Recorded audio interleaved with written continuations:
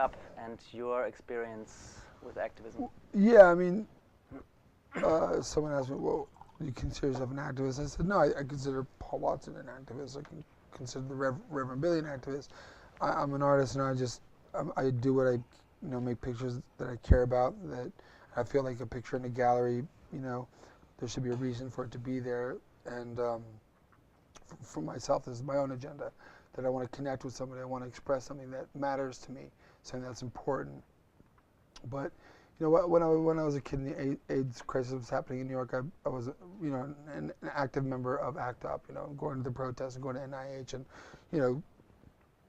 I didn't get arrested. I should have got arrested because there was this line of police horses, and I had my shirt off, and I was like, flapping, like you do in the locker room, not hurting the horse, but just right in front of the police line, and jumping on a police van. And I remember the police van was like the roof was just going down and down and down. But for some reason, I didn't get arrested on that particular protest. Well, you just get so angry at these protests. You wind up not sleeping for 3 days because you're so riled up and stuff. But I feel like that was time when I was an activist. I'm an artist, and I take pictures that I care about. I think that this last series was successful, and it's the sense that it communicates clearly what I was trying to express, and I feel that a piece of artwork is finished for myself when that connection happens between a viewer and the artist without words, that you somehow connect, and maybe there's ideas that resonate with the viewer that you're thinking, and then you sort of there's solidarity between the artist and the viewer when that connection happens, and that's the sort of magic of art. So, but I don't know, he's an activist, and I just think that's, would be pretentious for me to call myself an activist, kind of, like it'd be embarrassing for me to say that. When do you have your ideas? I mean, there are so many of them. I mean, there's so many things I care about, like when Michael Jackson, died, I mean, we finished those pieces of him, and the way I cared very much about him, and so it's things I care about. The rape of Africa, when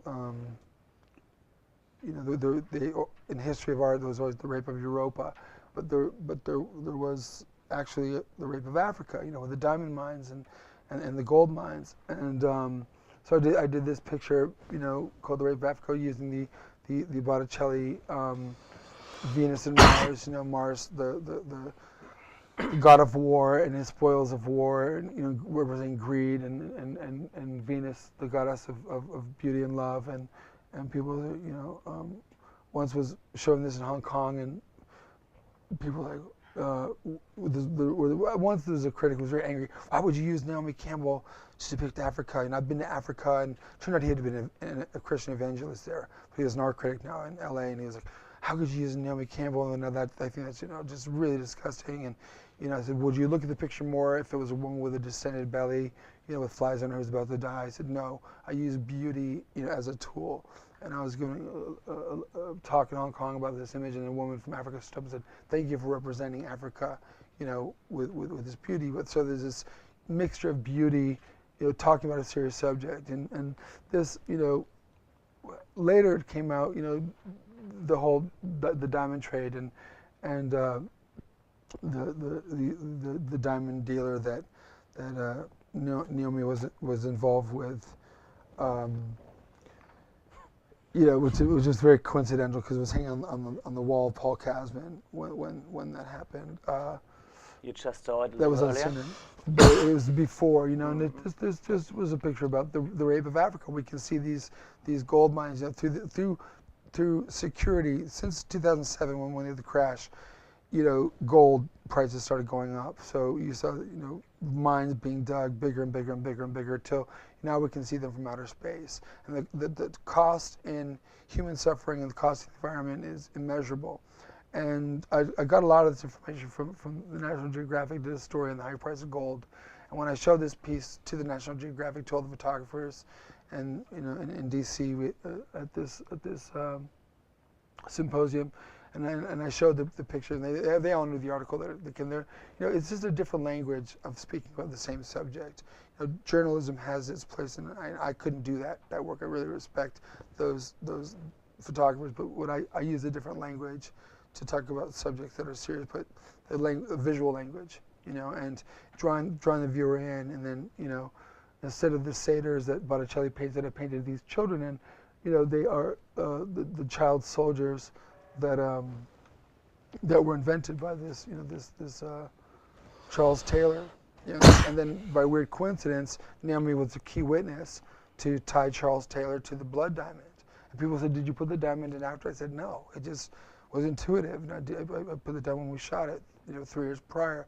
So then she's on C-SPAN everywhere, and she was bringing mass attention to this trial, and she lied, basically, saying, "Oh, I got this little bag of stones in the middle of the night, and I didn't." Me and Pharaoh said, "Do you know what they were?" You said what they were at dinner. She said, "No, I didn't know what they were." And I just put the little bag.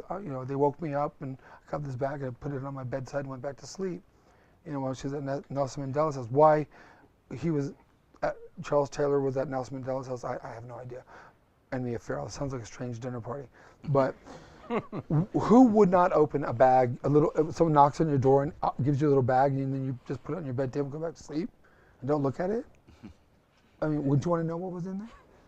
A bag of Coke or something? Would you? I mean, come on, you would. So obviously, right there, to me, it's like, come on, you're lying. So it was a strange image, coincidence.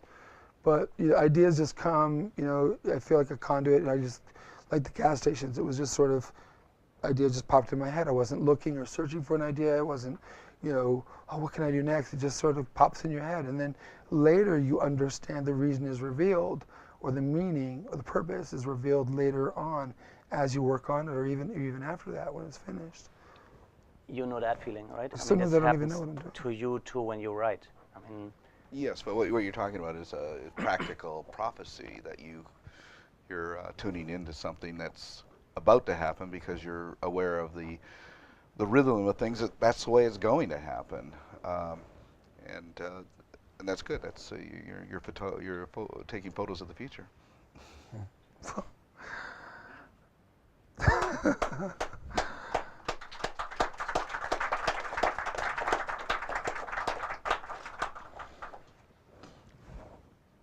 You write. You're a writer. You're a poet.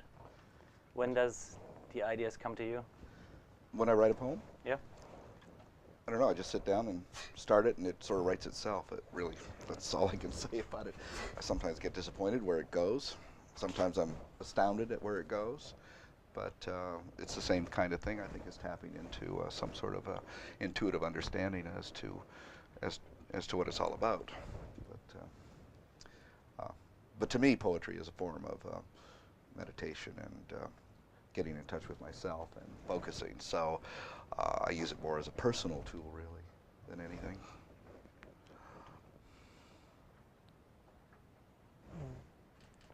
Do people you shot, or like celebrities especially, do they get offended later on when they see what you did? Well, she's not happy about this picture now, but at the time she was happy to be in it. I didn't realize what it stood for. I was just using it to represent Africa.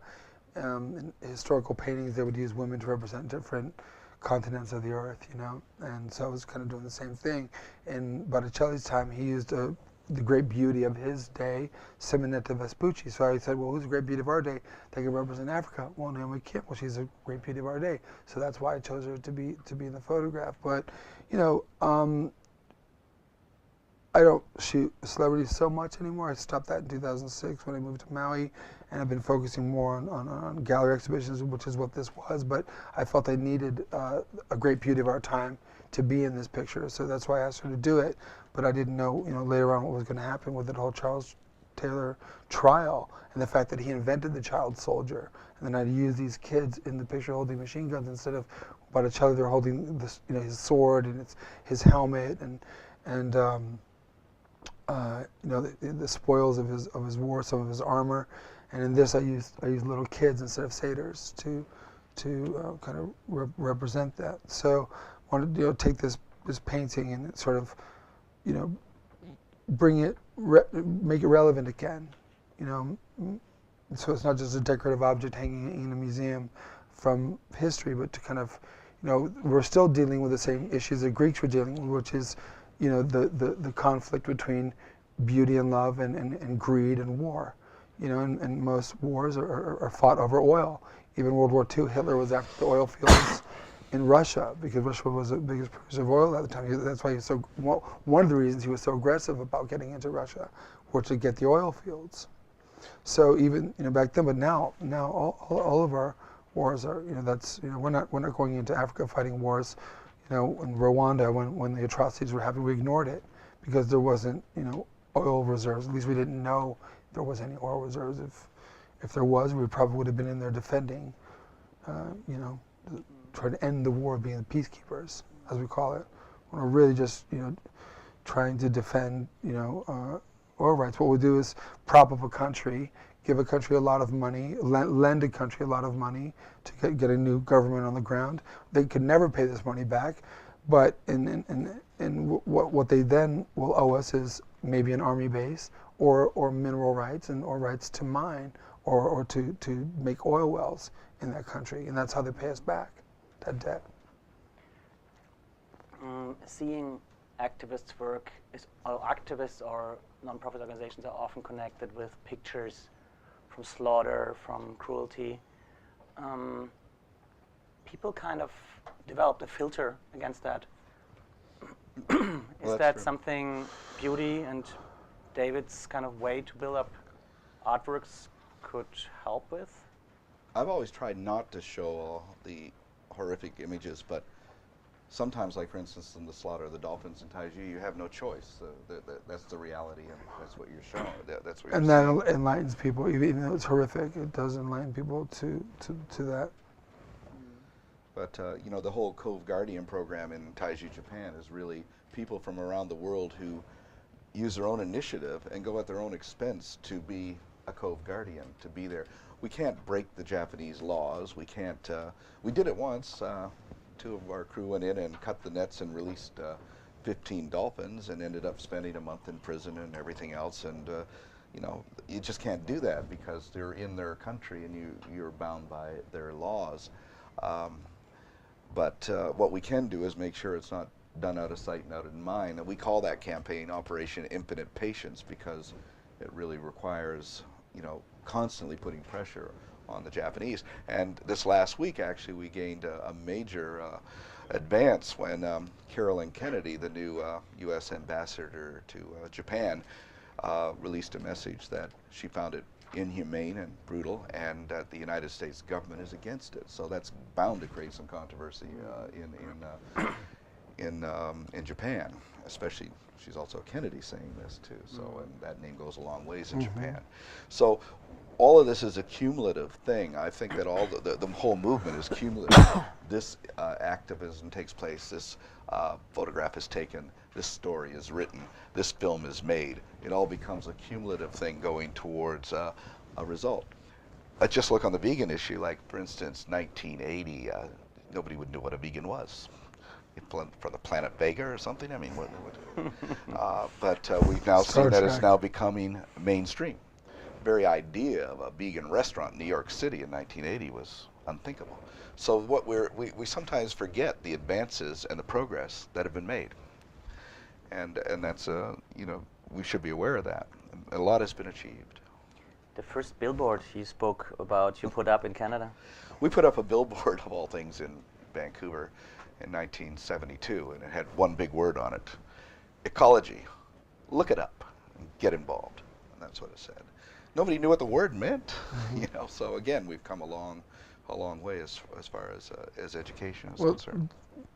Amazing that you can be hopeful and not given to hopelessness, and which is basically just another also just being apathetic. When you're hopeless, you can't do anything but be apathetic, and it's difficult when you hear all the issues of the world and you're watching the news. You're like, oh my God, it's just the end is near.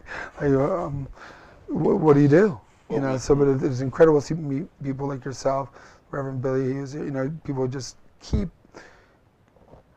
you're so optimistic. You've got such a positive outlook and such a belief in humanity that we can turn this thing around, because it could be very easy to look at it the other way and just be like, we're just a greedy species. We're never going to gain that enlightenment or awareness or consciousness where we're going to work together and solve these problems, because we could solve all the problems of the world.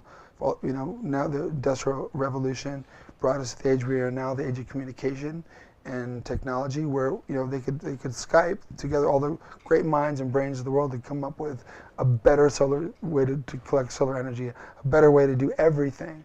But because of greed, people want patents. People want, like breast cancer, the biggest, most funded of all cancers. They were repeating the same, universities were repeating the same studies. So they were taking that money and doing the exact same studies. Instead of sharing information, they were keeping it separate because they wanted either the Nobel Prize or they wanted the patent on the drug that was going to cure cancer. So if we can put aside, have that great enlightenment from this dark ages, right? Then we could solve the problems, because we're a genius species and we could figure this out. But I really admire, activists like yourself, Billy, is here, that keep this optimism in humanity, and don't give in to hopelessness or apathy. They just say, oh, fuck it. People are just disgusting. I mean, the fact that you see so much brutality and horror that people put on your beloved creatures, the animals you're so close to in the sea, and the fact that you just don't hate people in general. The fact that you're like this very, very nice person, it's incredible, and I what's your secret? Well, I always keep two visions of the future in my head, the dark vision and the good vision, and always try to steer towards that good vision all the time. But I did learn a very valuable lesson in the early 70s. I was a medic, a volunteer medic for the American Indian movement during the occupation of Wounded Knee. Wow. And what I learned there was that here was a group of people taking a stand against the might of the United States government over a legitimate cause, and they had justice on their side, but certainly were outgunned. But they weren't, they were completely undaunted. And the reason being is that, as Russell Means told me, he says, you do what you do because it's the right thing to do, the only thing to do, and strive towards that, and don't give in. Don't give in. Don't focus on winning or losing. Just focus on what you're doing, being in the here now with an idea of where you're going. Great. And this earlier this year in January, one of my captains on board the Bob Barker put that into play when the 8,000-ton Nishan Maru rammed into the Bob Barker, our 600-ton vessel, and was pushing it aside. And Peter got on the radio and said, "You're going to have to sink me because I'm not moving. We're going to stand firm here." And they pushed it, and they pushed it, and they did considerable damage. And finally, the captain on the Nishan Maru realized that Peter wasn't going to back down. That people think it's unusual when I ask my crew, I said, "Are you willing to die for a whale?" And if they say no, we say, "Well, then you shouldn't come with us." And when people say, "Well, that's not very fair to ask somebody if they're willing to die for a whale," I said, "Well, why not? We ask young people if they're willing to die for oil, real estate, and a flag or religion. Why not a whale?" I think it's a far more noble endeavor than some of the other causes. And so I don't see why that's an unusual sort of thing to request of people. But what I do get is these people who have that kind of passion, strength, and courage, and will stand firm and take a stand. Because the other thing I learned from Native Americans is that it's not how you die, it's how you live. And you don't worry about dying. You worry, you focus on living.